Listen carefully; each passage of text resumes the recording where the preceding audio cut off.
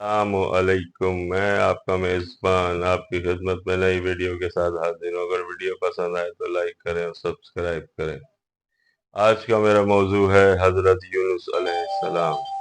جیسا کہ حضرت یونس علیہ السلام نے سالہ سال سے اپنی قوم کو تبلیغ کی اور اللہ کی توحید بتائی، لیکن قوم ایمان نہیں لائی اور وہ ایز اٹ از کفر پر رہے اور اللہ کے ساتھ شرک کرتے رہے۔ تو آخر میں حضرت یونس علیہ السلام جب بہت زیادہ انہوں نے اپنی حجت تمام کر دی تو پھر انہوں نے اللہ تعالیٰ سے دعا کی کہ یا اللہ، یہ قوم تو ایمان لانے والی نہیں، تو اپنا عذاب ان پر بھیج۔ تو اللہ تعالیٰ نے کہا ٹھیک ہے، انتظار کرو، عذاب آئے گا۔ تو اس طرح کوئی بھی نبی رسول اللہ کا جب اپنی حجت تمام کر لیتا ہے اور لوگ ایمان پر نہیں آتے اور اللہ کی توحید تک، تو پھر میں آخر میں وہ اللہ تعالیٰ سے دعا کرتا ہے کہ ان پر عذاب بھیج۔ تو یونس علیہ السلام نے بھی یہی کیا۔ اللہ تعالیٰ نے کہا کہ عذاب آئے گا، آپ انتظار کریں۔ اب انتظار کرنے لگے۔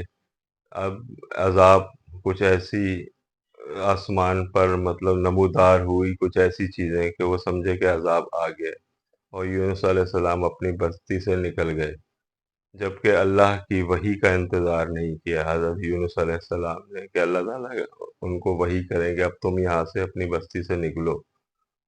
اس کا انتظار کیے بغیر حضرت یونس علیہ السلام نے بستی چھوڑ دی اور ایک کشتی میں سوار ہوئے۔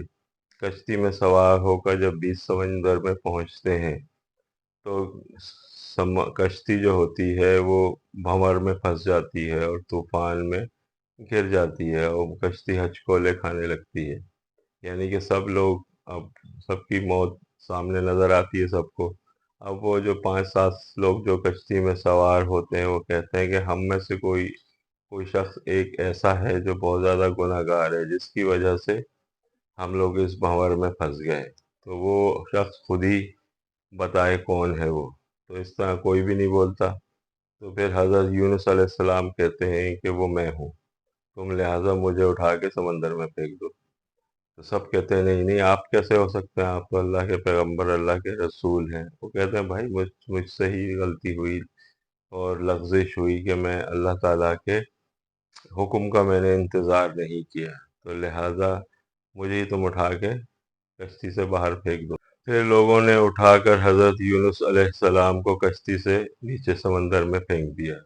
تو مچھلی کو حکم ہوا کہ انہیں نگل لو۔ تو حضرت یونس علیہ السلام کو بہت بڑی مچھلی نے نگل لیا۔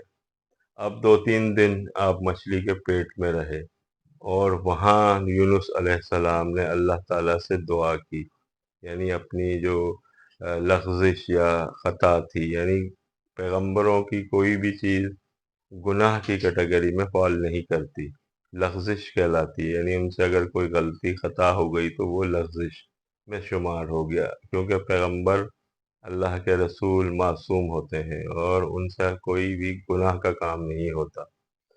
تو مچھلی کو حکم ہوا 3-4 دن کے بعد کہ انہیں سمندر کے انہیں باہر پھینک دو یونس علیہ السلام کو۔ یونس علیہ السلام کو جب خشکی پر مچھلی نے اگل دیا تو اب وہ یونس علیہ السلام پورے جسم ان کا کھال تک ان کی ختم ہو چکی تھی، یعنی خون ٹپک رہا تھا جسم سے۔ تو یونس علیہ السلام نے مچھلی کے پیٹ میں جو دعا اللہ سے مانگی، یعنی کہ جس سے اللہ تعالیٰ کو یہ کلمات بہت پسند آئے اور اللہ تعالیٰ نے یونس علیہ السلام کو اس عذاب سے، یعنی اس لغزش سے نجات دلائی۔ وہ آیت یہ ہے، لا الہ الا انت سبحانک انی کنت من الظالمین۔ لا الہ یعنی یا اللہ تیرے سوا کوئی معبود نہیں، الا انت سبحانک پاک ہے تیری ذات ہر عیب سے، یعنی اللہ تو عیب سے پاک ہے، تو گناہ نہیں کرتا، میں بندہ ہوں، انی کنت من الظالمین یعنی کہ میں ہی خطا کار ہوں اور میں ہی ظالموں میں سے ہوں، مجھے یا اللہ تو معاف کر دے، تو پاک ہے ہر عیب سے اور تجھ سے تو خطا نہیں ہوتی، میں تو بندہ ہوں، مجھ سے خطا ہوگی اور ہوئی تو مجھے معاف فرما۔ تو اللہ تعالیٰ کو یہ کلمات اتنے پسند آئے کہ اللہ تعالیٰ نے یونس علیہ السلام کو مچھلی کے پیٹ سے باہر یعنی خشکی پر نکال دیا۔